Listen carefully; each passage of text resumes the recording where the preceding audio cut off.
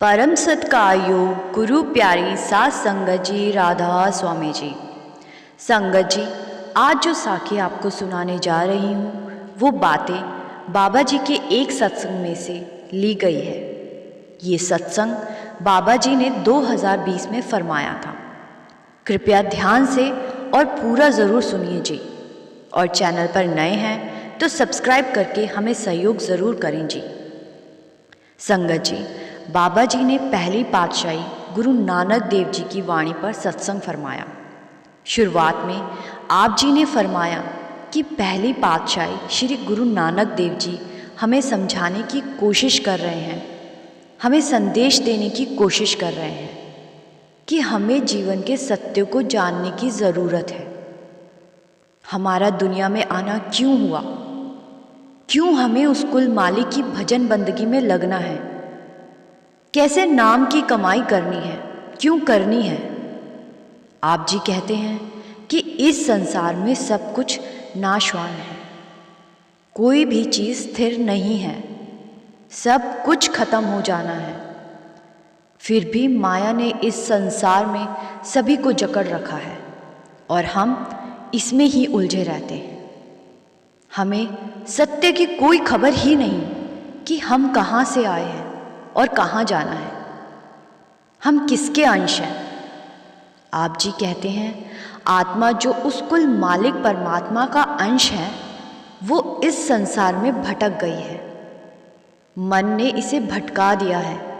मन माया रूपी है, मन इसके साथ जुड़ गया है, जिसके कारण परमात्मा रूपी अंश, परमात्मा रूपी आत्मा इस संसार में भटक रही है। ये संसार एक मायावी जाल से ऊपर और कुछ नहीं है।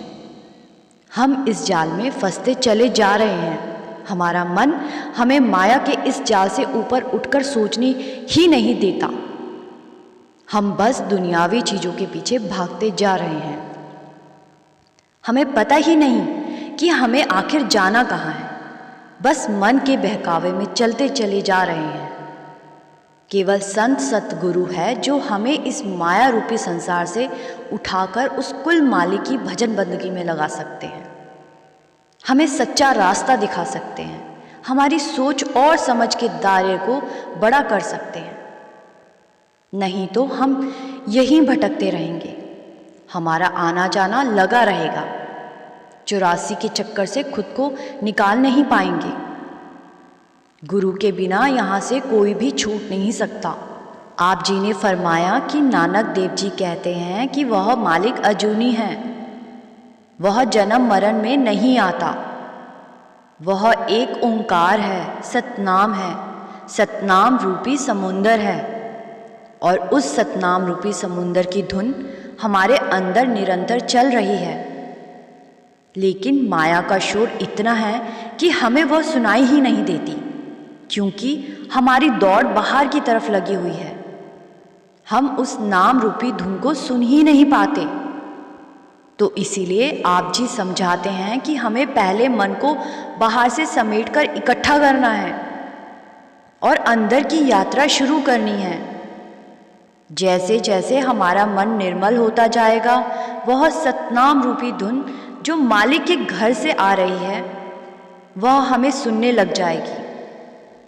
लेकिन उसको सुनने की कला सतगुरु ही बता सकते हैं, जो उस धुन शब्द का भेदी हो। अन्यथा अंदर बहुत सारी आवाज़ें हैं, हमें कैसे समझ में आएगा कि कौन सी धुन नाम की धुन है, कौन सी धुन मालिक के घर से आ रही है। तो इस अवस्था में सतगुरु ही हमारी सहायता कर सकता है। एक पूर्ण संत महात्मा ही हमें बता सकता है कि कौन सी धुन मालिक की है, कौन सी धुन को हमें सुनना है। सतगुरु ही हमें इस जन्म मरण के चक्कर से पार लगा सकता है, नहीं तो बार बार आना पड़ेगा और जाना पड़ेगा। उसके बाद आप जी ने फरमाया कि दुनिया के सभी संत महात्मा अपने अपने तरीके से मालिक की भजन बंदगी करने के लिए कहते हैं। उनका संदेश एक ही है, तरीका भले ही अलग है, लेकिन उनका संदेश एक ही है कि भजन बंदगी कर लो। और इस मायावी दुनिया के चक्रों से निकल जाओ। 84 से खुद को बचा लो। आप जी कहते हैं कि बड़े बाबा जी भी अक्सर अपने सत्संगों में फरमाते हैं कि हमें एक की ही भक्ति करनी है, हमें उस कुल मालिक से जुड़ना है, हमें रिश्ता बनाना है, हमें उससे प्रेम और प्यार का रिश्ता बनाना है।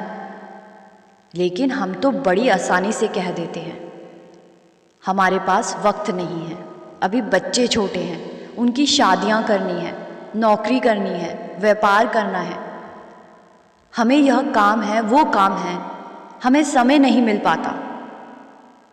आप जी कहते हैं समय कैसे मिलेगा, क्योंकि हम तो दुनियावी झमेलों में फंसे रहते हैं।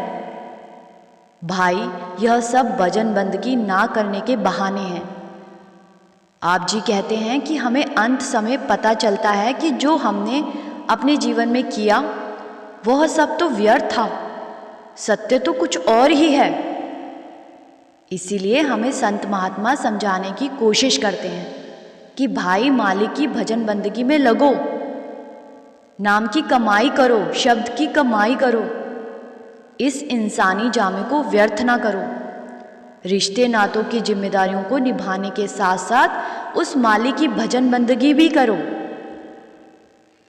आगे फरमाते हैं, जितनी मर्जी धन दौलत इकट्ठी कर लो, जायदाद बना लो, रिश्ते नाते जोड़ लो, कुछ साथ नहीं जाना भाई।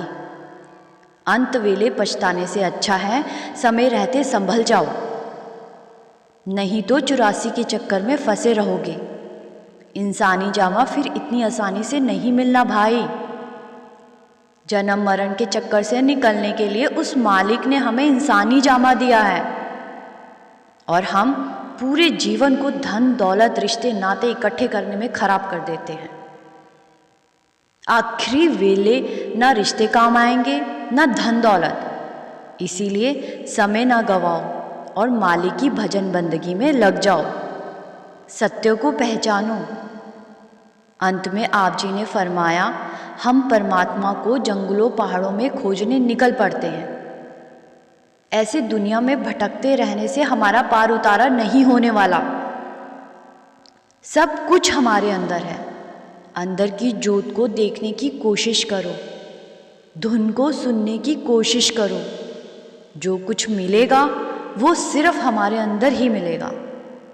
बाहर सिर्फ शोर है, माया का शोर। अपने अंदर की यात्रा करो, सब कुछ वहीं छिपा है। संगत जी, आशा करती हूँ बाबा जी की समझाई ये बातें आपको अच्छी लगी होगी।